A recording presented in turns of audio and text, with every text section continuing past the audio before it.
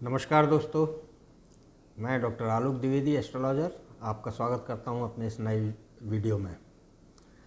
तो पिछले वीडियोज़ में हमने राहु के बारे में देखा था। अब आज हम बात करेंगे केतु के बारे में। जैसा मैंने आपको बताया था पिछले वीडियो में कि राहु आपको भौतिकता के प्रति ज़्यादा लगाव पैदा करता है, उसके पीछे भगाएगा। मटीरियलिस्टिक गेन्स के लिए, भौतिक सुखों के लिए आपको उसके पीछे दौड़ाएगा वो। केतु बिल्कुल उसका उल्टा है। केतु डिटैचमेंट पैदा करता है, अलगाव पैदा करता है, मोक्ष की तरफ ले जाता है, सैल्वेशन की तरफ ले जाता है, संन्यास की तरफ ले जाता है। तो केतु की हम कुछ विशेषताएं देखेंगे, आखिर क्या हैं ये। देखिए, राहु और केतु दोनों ही छाया ग्रह हैं। इनके खुद के कोई फल नहीं होते हैं जब तक कि इनको किसी ग्रह का साथ ना मिले या जिस राशि में बैठे हैं उसके हिसाब से दें। तो बनी बात है कि अगर केतु शुभ ग्रह के साथ में है, अब जैसे कि इसकी एक कैरेक्टरिस्टिक है संन्यास की, या अलगाव पैदा करना, या मोक्ष की तरफ ले जाना, तो बनी बात है इसको धार्मिक ग्रहों की ज़रूरत होगी, या धर्म से संबंधित जो भाव हैं उनके स्वामियों से संबंध होना जरूरी है। जैसे गुरु है या शनि है, पंचम भाव का स्वामी, अष्टम भाव का स्वामी, नवम भाव का स्वामी। अष्टम मैंने क्यों बोला ये मैं बाद में बताऊंगा। 12वें भाव का स्वामी। 12वां भाव संन्यास का भाव होता है। ये मज़ेदार चीज़ है एस्ट्रोलॉजी में कि वही भाव शयन सुख का भी है और वही भाव संन्यास का भी है। डिपेंड करेगा, ये इस बात पर निर्भर करेगा कि कौन सा ग्रह प्रभावित कर रहा है उस भाव को। केतु अगर जुपिटर के साथ में 12वें भाव में है तो आपको संन्यास की तरफ ले जाएगा। वहीं अगर शुक्र के साथ बैठ गया तो भोग की प्रवृत्ति पैदा करेगा।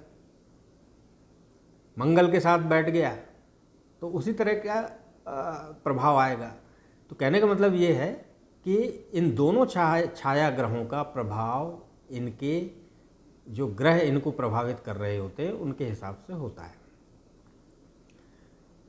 एस्ट्रोलॉजर्स में इस राहु और केतु के मसले में एक चीज़ में विवाद है कि चूंकि इनकी स्वयं की कोई राशि नहीं होती, तो उच्च और नीच और की दृष्टियाँ, या इनकी खुद की दृष्टियाँ, या उच्च या नीच का राहु या केतु, इस मामले में एस्ट्रोलॉजर्स अलग अलग विचार रखते हैं। कुछ लोग मानते हैं कि राहु और केतु दोनों की उच्च की दृष्टि भी होती है या इनकी दृष्टि भी होती है। जब ये कहा जाता है कि दृष्टि होती है तो इसमें ये तर्क आता है कि भाई ये छाया ग्रह हैं, इनकी कोई फिजिकल एग्जिस्टेंस नहीं है तो इनमें दृष्टि नहीं हो सकती, लेकिन बहुत से एस्ट्रोलॉजर्स लेते हैं।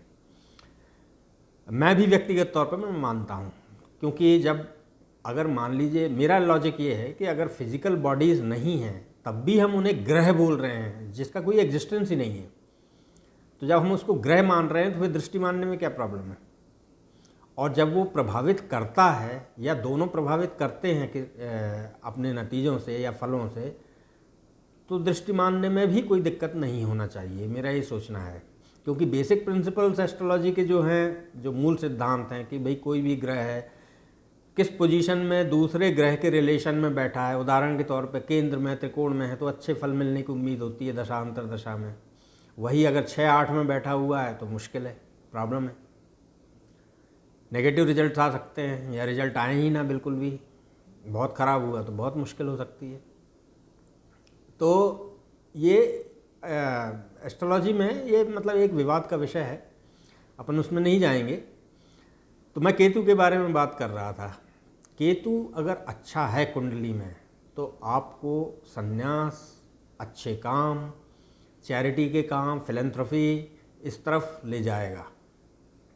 शुभ है अगर, इंट्यूशन की कैपेबिलिटीज देगा, और सिद्धियाँ जिसको बोलते हैं हम क्लेयरवॉयंस कहलाता है, मतलब जो पूर्वाभास होता है चीज़ों का, घटनाओं का, आने वाली घटनाओं का पूर्वाभास, ये बिल्कुल सही है। और मतलब मैंने जो कुछ एक कुंडलियाँ देखी हैं जिन लोगों के अंदर ये क्षमता है, उनका केतु इस तरह का था। तो केतु के अंदर आपको इंट्यूटिव कैपेबिलिटी, क्लेयरवॉयंस की कैपेबिलिटी, सिद्धियाँ, समाधि या संन्यास की तरफ, इस तरफ ले जाता है केतु। लेकिन अगर यही केतु खराब है तो बिल्कुल वही सब करेगा जो राहु करता है, चीटिंग करना, जादू टोना, जासूसी, डिस्ट्रक्शन, एडिक्शन, जो दुनिया के गंदे काम होते हैं वो सारे काम फिर ये करवाएगा आपसे। नशा करना, जो एडिक्शन है, हर तरह के नशा, चेन स्मोकर्स बेसिकली केतु से रिलेटेड होते हैं। तो ये केतु के पॉजिटिव और नेगेटिव एस्पेक्ट थे। अब अगर मान लीजिए हम ये देखें कि क्योंकि मुख्य इसका काम क्या है, आपको डिटैचमेंट कराना, मतलब अलगाव पैदा करना भौतिक चीज़ों से, तो मतलब इसका मुख्य काम हो गया मोक्ष की तरफ या संन्यास की तरफ ले जाना। तो वो कौन से कॉम्बिनेशन हो सकते हैं कि जिसमें ये आपको इस तरफ झुकाव आपका कर सकता है या सिद्धियां आपके अंदर आ सकती हैं, तो ये कौन से कॉम्बिनेशंस हैं? तो बनी बात है, इसके लिए हमें धार्मिक ग्रहों की ज़रूरत है, जैसे जुपिटर, गुरु। तो गुरु का संबंध केतु से है 12वें भाव में, और उसके साथ ही पंचम भाव या उसका स्वामी जुड़ता है। पंचम भाव मंत्र तंत्र यंत्र की सिद्धि का भाव होता है, जुड़ता है, या अष्टम भाव या उसका स्वामी जुड़ता है, कनेक्शन बैठता है इनसे, या 12वें का तो मैंने बता ही दिया कि 12वें में अगर है तो। अष्टम भाव मैंने पहले भी बताया था कि मैं आपको बाद में बताऊंगा क्या है। अष्टम भाव समाधि का भाव है, बहुत खतरनाक भाव भी कहलाता है, त्रिक भाव में सबसे खराब भाव माना जाता है। लेकिन जैसा मैंने आपको बताया कि चाहे वो ग्रह हो चाहे भाव हो, उसके उजले और डार्क एस्पेक्ट, मतलब ब्राइटर एस्पेक्ट और डार्क एस्पेक्ट दोनों ही होते हैं। तो अष्टम भाव से संबंध अगर बनता है, पंचम भाव या उसके स्वामी से संबंध बनता है, और 12वें भाव में है केतु और जुपिटर, तो ये ज़बरदस्त कॉम्बिनेशन है क्लेयरवॉयंस के लिए। मतलब अगर ऐसे व्यक्ति को पूर्वाभास होता है तो कोई बड़ी बात नहीं है।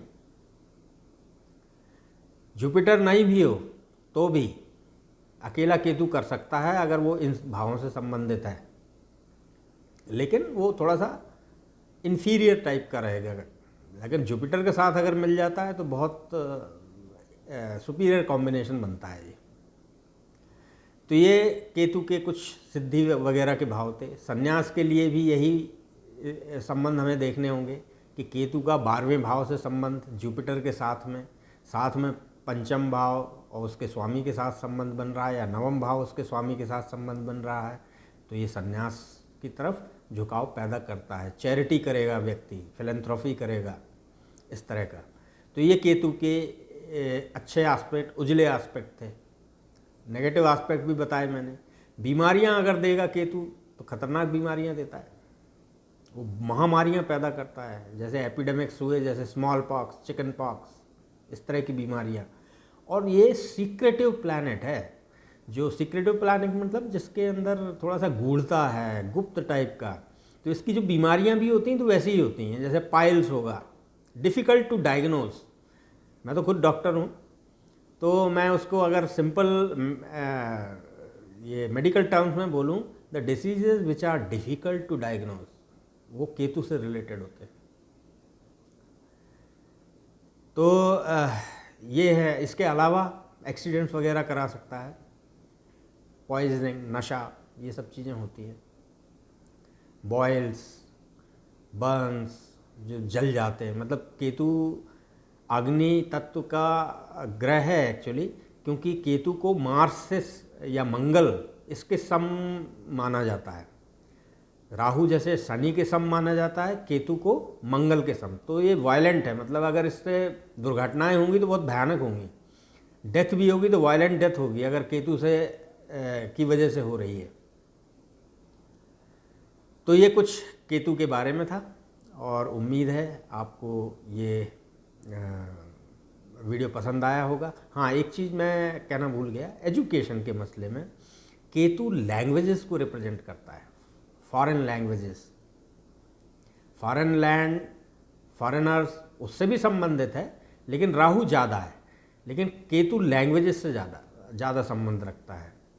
तो केतु से अगर आप देखना चाहें कि व्यक्ति का कोई उसका एजुकेशन प्रभावित हो रहा है या प्रोफेशन, तो ये इसका संबंध कंप्यूटर प्रोग्राम्स या कंप्यूटर लैंग्वेजेस, डेटा से संबंधित चीज़ें और आपका ये फॉरेन लैंग्वेजेस, ये सब केतु के उसमें आती हैं। तो आज के वीडियो में इतना ही, अगले वीडियो का इंतज़ार कीजिए। तब तक के लिए नमस्कार, धन्यवाद।